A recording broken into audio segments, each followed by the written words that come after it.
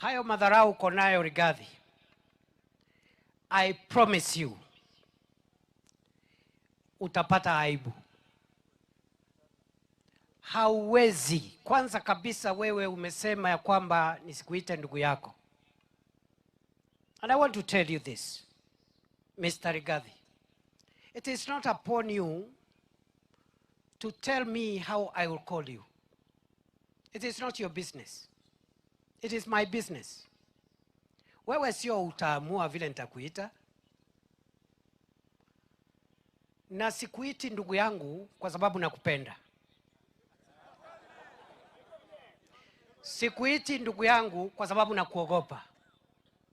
Nakuita ndugu yangu kwa sababu wazee wa jamii zetu za Gikuyu, Meru na Embu na Mbere waliniambia ya kwamba jamii yetu ni moja. Kwa hivyo wewe ni ndugu yangu by blood, not by choice. Yes. Kwa hivyo ukisikia nakuita ndugu yangu, sio ati nakuogopa, sio ati nakupenda sana, kwa sababu uko na madharau mingi. Mimi najaribu kukupenda lakini uko na madharau mingi. You don't know what kind of a human being you are.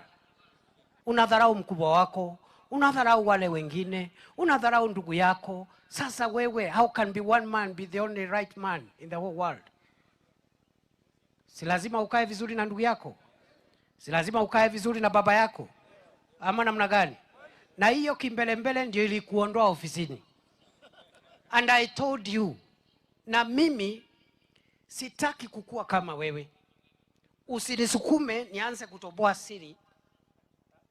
Vile nilijaribu kukusaidia usitoke ofisini lakini ukakataa kunisikiza. Nimekuja kwako siku mingi nikiwa waziri wa usalama na nikakwambia kaa vizuri na rais, kuwa mwaminifu kwake, ndio kesho hata wewe ukuwe mdosi, ukuwe rais wa nchi.